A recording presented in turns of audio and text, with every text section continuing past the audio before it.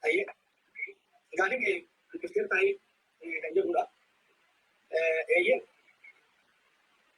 kau nak kerja, cara kami suci, cuma jasa suruh kerja kan. Kau nak kerja, kau nak kami kerja, lalu kau nak kerja, jangan jasa saja ni. Lagi ni mau kerja bukan saja ni jalan ni. Kerja tu, itu sih. Uji bukan kau ini, kerja kau ini sama saja jalan. Kerja ke? Bukan kerja tu. Korban dari itu, korban dari itu. Kerja ni dulu.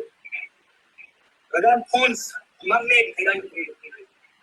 Serius, saman sini kerja ni. Saman sini. Orang tu kau ni, kerja ni. Kita kerja kolom ni. Orang apa yang tu kerja? Ini ada deal. Kerja mana sini? Orang tu kerja ni kerja ni. Anda fikir ni terlalu kerja tu. Orang kerja mana lagi ni? Isi. Sarkanti pun ada itu. Wah ya lo salah pun. Ini isi. Sarkanti pun ada itu. Bodoh gana tu, mungkin masa marah lagi. Lagi ni tu pun, bukan dalam mundi dek. Orang jarang sakit semua orang sakit. Baik, kalau ni semua orang berada di mana mereka. Wanita orang kerana balik, very simple. I want to clear my conscience. Wani be, bukan bagi hukum berak. Yang berbaik persetujuan enggak, gabung berbatu. Kosong kerja jadi gila. Ummannya orang, mula mula senjala. Kiriran dia kesana ke bawah. Yang kalau mutum kalau jika mutum kali itu apa ni? Then there are their own reason.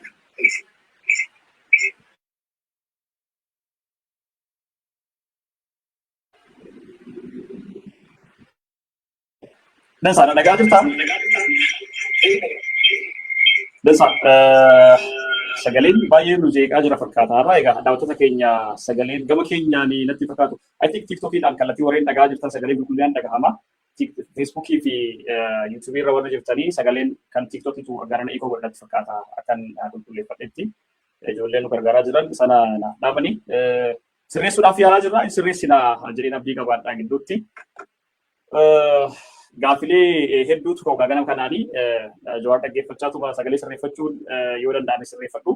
Inni biroo namoonni baay'een kallattii garaagaraatiin dhimma kanarratti ani rakkoon kun kallattii garaagaraatiin jiru rakkoo hiyyaa miti rakkoo akkasiitii miti dhugaan jiru kanadha warreen jiran kallattii garaagaraatiin barreeffamaan yaada isaanii dhiyeeffachaa turaniiru kana duras namoota kanneen hanga dandeenyetti namnee waan jiruu fi waan ta'e ragaa qabatamaatiin gaafachuudhaaf ni yaalla.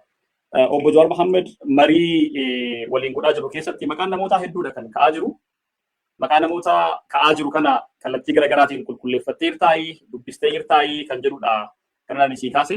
Dhaaba warra dhaabata irratti gabaasa dhiyeessinee jirra yookiin immoo dhimma kana itti himnee deebiin arganne hin jiru. Kanaaf murtoon keenya walumaa galatti rakkoon olaanurraa akka jirudha kan jettee nuu kaastu.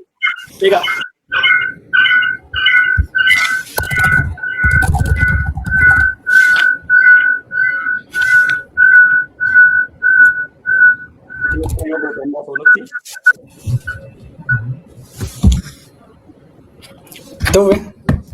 ya, egaa kallattii garaagaraatiin rakkoon jiru yoo kana ta'e qaamolee kunniin kana ta'uu isaanii immoo gama birootiin ragaan qabatamaan dhiyaate amma fakkeenyaaf kan Girmaa Xuruunaa nama Girmaa Xuruunaatu nu eegsise jedhan gadi bahee dubbatee haa dhufu namoonni jedhanii amma gadi bahanii waa'ee Girmaa Xuruunaa irraa kana raawwanne yookiin immoo akka amma jedhamu kanatti raawwanne nama Girmaa Xuruunaatu namii yoo jiraate ifatti gadi bahanii waamicha godhaa jiru.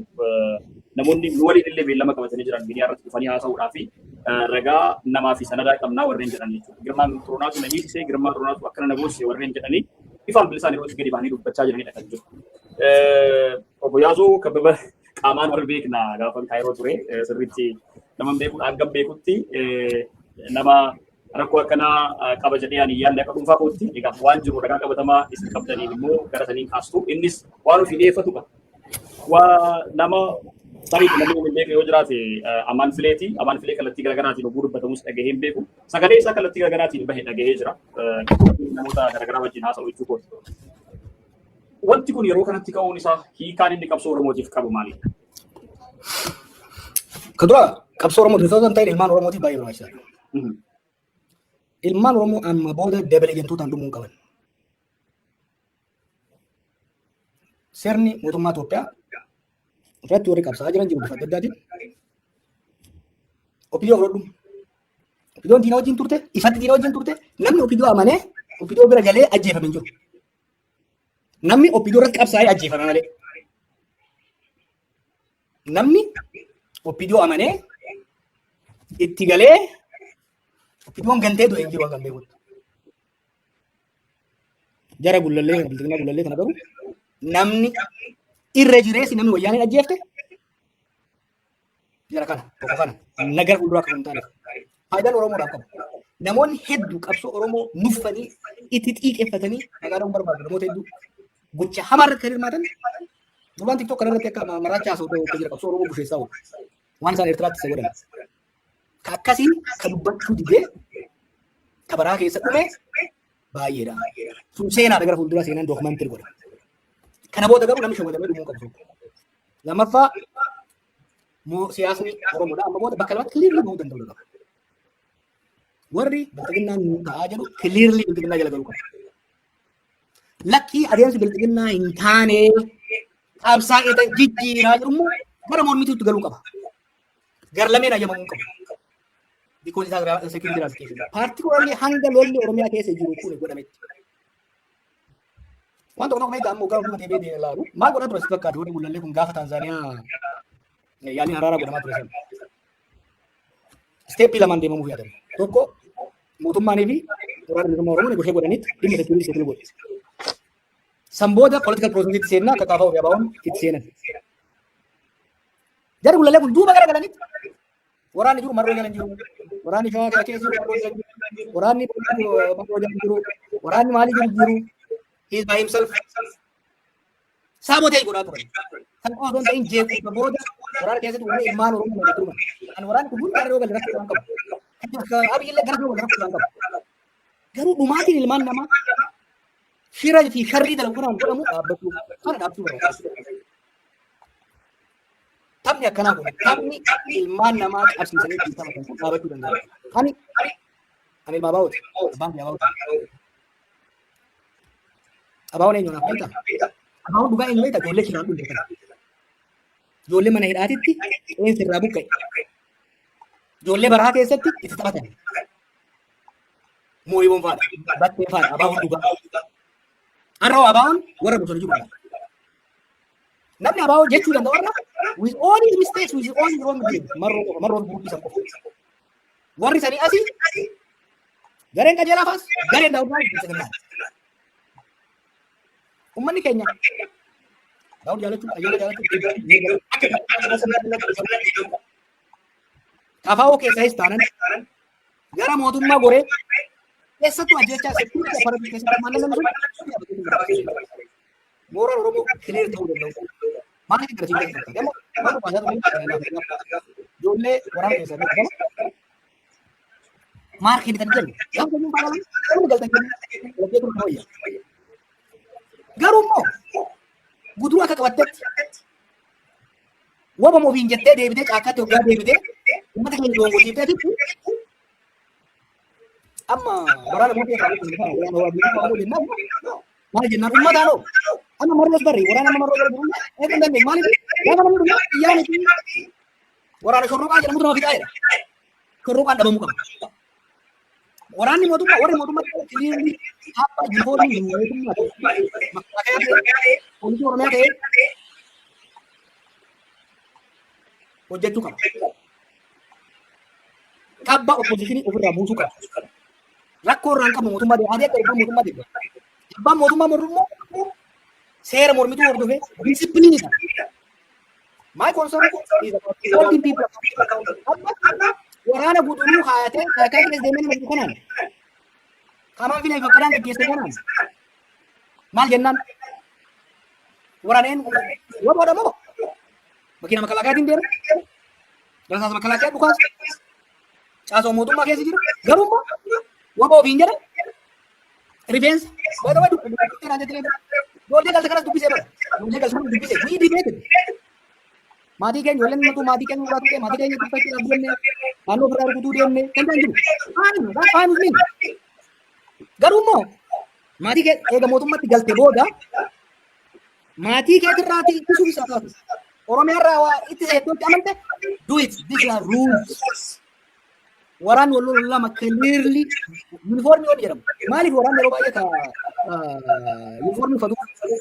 Poolisiin Oromiyaatii fi makalaakaa maal uniform gosa lama uffatu. Poolisiin Oromiyaa keessatti warri riphee jedhanii fi humni addaatii fi poolisiin idilee magaalaa keessaa maal uniform adda addaa godhatu. Gaafa isaan badii balleessan garee kana balleessee uummanni ifatti argee akka mootummaatti inni mootummaa takkaan fudhatu. Kanaaf dasee apply warra maqaa siviiliin socho'aa jiru. Yoo ani kanaan wayyuu mootummaa kanaan wajjin hojjechuudha. Jarri kun ifatti isaan itti bari abbaa godhamaa jiru. Ifatti gosa kamiin jira gaafa bakka lakkee amma mee gara gaafa Yusuf ilma jaarsaa godhaa jiru. Gaafa dura dhufeen akka inni gara basaa tokkotti godhaa jiru. Ittiin himi. Gurbaan sun sanii as miidhaa inni miseensota abaa'uu irraan gahe. Ajjeesisuu hiisisuu irratti. Boodarra ililli irratti kan ta'u abaa'uu gurguratu ka'ee miliyoona 60 maal fudhate amma kana waa akka tolee gullatee maal ifatti. Soo isa maal soo isa kaasa. Kanaaf ka mootummaa deeggaru gara mootummaa ka mootummaa mormu gara taa'anii. Gaafa isaan dhufanii lafti ni ta'anii because interview gaariin amaan filee warra hojjetee jiran yaabeluu irraa kaasee hamma shaashamanii namoota fakkeenyaaf ijoollee mooyyoon ajjeeste isaantu gara mootummaatti galsiise. Mucaa eenyummaa jedhama. Mucaa Marsimoo jedhama. Marsii jedhama. Marsii turaa mucaa jedhama. Ijoollee kana isaantu galsiisee gurbaa jechuudha. Okay. Amma wanta wal makee Yasmin, amma abbaa gara tuufaan filee mootummaatti waan galaniif gocha abbaa gara tuutiin mootummaa gaafanne. Malas gaafanne abin gaafanne. Gocha amaan filee filee nu haa gaafanne. Gocha fakkaataatti filee nu haa gaafanne. Eenyu haa gaafanne. Kana wanti osoo Oromoo baru kiliir baruu danda'u qaba. Maaliif Abiy waggoota furdan darbe kana maafiyaa naannoo Shimalisitti gurmeesse maqaa kanatti fayyadametti uummata keenya teeraraayiz godhaa. Abbaa gara tuufaa jalatti Hayilee Gonfaa jalatti Inki isaan warra abbaa warra qaban fayyadametti uummata keenya teeraraayiz godhaa jira. Amma immoo shiftii godhaa jira. Hiikoo itti gabbatan. Jalatti naannoo Shawaa Lixaatitti wal jaartee Oromiyaa keessa bobaatee biyya shororkeessaa turte sana amma waa'ee matu amma jara amma export ta'ee jira. Amma gullalletti fayyadametti marroo qofa rukutu osoo ta'e uummata Oromoo illee rukutu deemu. Kana immoo hojii keenya agartu hin jaalladhu export goonaa jechuudha. Haala ammaa wanni dubbanne parsantii tokko hin ta'u gatti hojjetame. In fact amma fuuldura deemnee faayila ilaaluu jira. Har'a fakkeenyaaf waa'ee hoteela Tigraay. Hoteela jedhamu anis waan tokko seenaa tokko ni yaadadha. Yeroo tokko Ameerikaa tokko argee wayyaaneen maqaa Oromoo balleessuu fi harkaan amma yeroo san qabsoo Oromoo gara shororkaatti achi dhiibaa jiru warri Ameerikaa kun. Kun sobaa kunoo kana baawutu godhe inni agarsiisa namichi kun. Sobaa kana wayyaanetu qabsoo Oromoo ittiin xureessuudhaaf godhee jeenfame. Ittiin amaneen falmaa ture beekaa. Namni sun maal naan jedhe beektaa? Independently verify goonee jirra. Tarkaanfiin hoteela Tigraay irratti godhame miseensota abbaa hoteela akka godhame ajaja irraa akka dhufee naan jedhe. Soba jedhanii murne. That's what. Haroo hammatas warra achirraa argate. Sobaa miti nageenya isaanii waan hin barbaadin malee warra achi keessatti hirmaate illee intalli godheetiin. Okay, dansa. Maaliif kana godhan? Waan tokko si gaafa. Yeroo sana Tigraay godhaa ture. Qabsoon Oromoo maal argachuu fi hoteela xiqqaa tokko kan waraanni tokko keessa hin jirre dhuguudha. This is pure terrorism. Waan qabsoo Oromoo xureessati. Gocha kafaaloo faamilii ittiin murame. Gocha meeqa boombii baabaa wanti irraa dhugaa ture. Jointri by the way amma kan eegalee nama levelee kawaa san kooluu godhe ifatti dubbataa jiran. Lama ta'anitti tokko asirraa taa'e tokko Finfinnee taa'etti ilmaan Oromoo taphataa ture. Har'a maal godhaa tokko Gullallee taa'etti tokko Rakkiloo taa'etti Maaliyaa adda addaatiin kubbaa gara tokkotti dhaabaa jiru Oromoo kana tiriisuun qabu. Tole dansa gaafii tokkoon sii kaasaa kanaan wal qabatee tariitii dhimma kanaan wal qabatee gareen ABO keessa jiranii garee marrootiin alatti gareen kun bilisiginnaadha waan jedhu kaastee jira. Garee kana keessaatii namoonni aarsaa gurguddaa kafalan eengaddu bahiidhaa ba'an osoo waggaan gahiin faan warreen hidhaa ba'an jiran.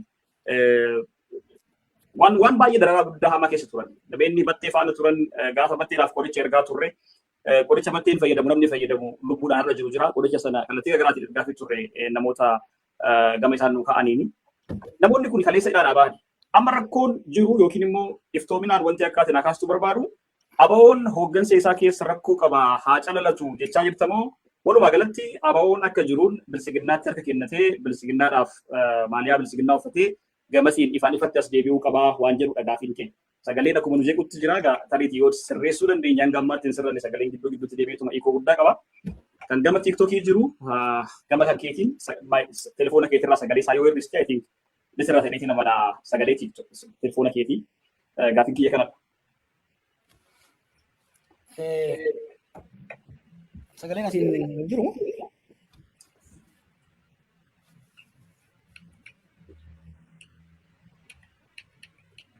Warra TikTokii dhiifama. Keetu dhaga'ame fakkaata TikTokii. Lakki hiikoo siin jedhee kan gaafa ati haasoftu hiikoo guddaatu jira gama kuush miidiyaa irratti warreen darbaa jiraniin TikTokii osoo hin taane gara YouTubeetti Facebookiidhaani. Sagalee kiyya warra TikTokiitiif dhageessuudhaaf deebi'ee gaafii ani jawar gaafadhe. Uploadii goonaa fi ka TikTok san wanni keessatti baafna booda. Warra dhaggeeffatuuf warra YouTube. Alright, hangasitti hanga dandeenyetti sirreessuudhaaf yaalla warreen TikTokii gaafii ani jawar gaafadhe maal inni namoonni hidhaa gurguddaa keessa darbanii gara eeggadduma hidhaadhaa ba'an namoonni waggaa lamaan kanatti hidhaadhaa ba'anii jiranii haasaa gurguddaa kafalaa warreen turan jiranii namoonni maqaa isaanii beeknu qaamaan beeknu hedduun isaanii haasaa gurguddaa kafalaa turan mana hidhaa bilisiginnaa keessatti himannaa tokko malee akka imaanaatti akka meeshaatti qabatamanii namoonni sirni kun yakka gurguddaa irratti raawwatame jiranii namoota kanaan bilisiginnaadha jechuun ni danda'ama. Kana jechuu keetiin maal jettaa ABO'n walumaa galatti akka dhaabaatti hooggansa yookiin namoonni muraasni rakkoo qabu jettee amantaa yoo ta'e sana of keessaa calalee haa qulqulleeffatu jechaa jirtamoo walumaa galatti ABO'n harka rukutee galee bilisiginnaadhaaf gama siyaasaa taphachuu gaafii jedhu dhiyeessaa jirta kan jedhudha gaafii ani Jawaariif kaase warreen TikTokii dhageenya waan jettaniif nama 20 wayita jira waan ta'eef kabaja isaaniitiif irra deebi'e warreen gara birootiin hordofaa jirtan of kachaa isinii jedha. Ijoolleen mana hidhaa turan nama jaadha fakkaata. Yeroo negosheeshinii Tanzaaniyaa san duras hawusin booludha. Akka preconditionetti akka confidence building measure jarri kun akka lakkifaman dhiyeessaa ture. Bakka ani jirutti nama makalaakaa nama kisarraa bakka faranjoonni jiranitti wanni jedhame maali?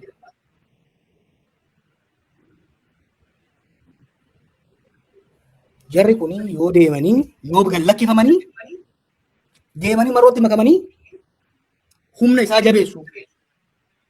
Therefore they become spoilers. Gaafa kan ofii dhaqee nama warra makalaakaa agarran ati hoogganaa isaanii irra beektaa ba'a kanaan jedhan. Jaarmaan hoogganaa isaanii irra beektaa. Lammiin kaleessa adaraan kaa'amneedha. Yaasa adaraan kaa'aman. Namu beeka sodaateeti inni jechaa jiru malee. Kan adaraadhaan kaa'aman yoo bayan waan adda addaa godhu jedhamee waan yaadameef jechuudha. Maaliin jechaa jira waa'ee jara kana waliigala. Oromoon kan beeku qabu warra ABO'n caakkaa jira. ABO'n is a resistance force, is a liberation front. Liberation front kan jiru caakkaa. Akka warra Tigraayitti adda ba'uu qaba. Getaachoon Faan Saarqaan Faan clearly bilisiginnaadha. Dabalatsoon Faan clearly TPLF. Maaliyaa lamaan dhumaan jiru manni Tigraay. Kana aara bayinaa wayyaa jedhe gara Finfinnee galeera. Lakkii TPLF naa wayyaa dabalatsoon naa wayyaa kan jedhe achitti hafeera. Clearidha. Keenya garuu bargaanfatee miila lama bakka lakkoo kaa'atee nama ficcisiisaa jira. Aktiivli nama dhufaa jira warra guduruu keessatti. Waraana Moseetii fi waraana Fakkaraatiin. Waraanni kun bakka lamaa ijjama. Bullallee fi bilisiginnaa haadha irraa ijjama. Kan inni jechaa jiru. Maqaa fi alaabaa jedhamanii hiyyeessa ficcisiisuun dhaabachuu qaba. This need to stop. Kun politikaallee miti. Kun geemii miti. Namni ilmi namaa waggaa meeqa osoo hin beekin bara wayyaanii osoo hin beekin namni dhume. Ammallee haaratti namni osoo hin beekin akka dhumne. Obbo Daawud Faanis clearly akka obbo Qajeelaa fa'aatti mootummaatti goranii gara mootummaatiin adeeman. Marroon Faan clearly bosona jiru bosonaan qabsaa'uu barbaadna jedhan. Gaafas badii maqaa bosona jedhamuuf marroon itti gaafatamaa jechuudha. Abdii dhugaatti gaafatama. Gammachuu Abooyyeetti gaafatama. Sabaabitti gaafatama. badii gama mootummaatiin raawwatamuuf Biraanuu Juulaa itti gaafatamu. Araarsaa itti gaafatamu. Hiliin waan ta'uuf gaafatu. Warri gidduu kana deemee hojii dallaalummaa hojjetu amma Salaalee keessatti eenyu haa gaafannu qofa. Salaalee keessatti abdii dhugaa gaafanna moo yaasoo gaafanna? Takkaa'u maammoo gaafanna. Namni amma bika nama Ali Dooroo dubbata. Sheenii baru maal it became so sick. Salaalee amma manni hin saamamin hin jiru. Namni hin dhumin hin jiru.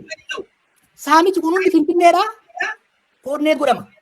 Kan ammoo intelligensii mootummaa dhibbatti beeka. Dhibbatti beeka. Soorsii protect gochuu malee bara dees jechuun nan ga'a. Kanaafi waan namuu beeku dhodho'isinee miskiin akka hin dhumne fayyadudha. I think kanarra du'eel gochuu qabnu gara fuulduraa isaan kaa'anii jiran taate kana daran itti fuulduraa deemnu. Because I've decided, Jawaar Mohammed have decided no more nonsense. Taphni maaliyaa lama uffatanii nama ajjeechisu keessatti siyaasaa kun nama ajjeechisu nama ficcisiisu.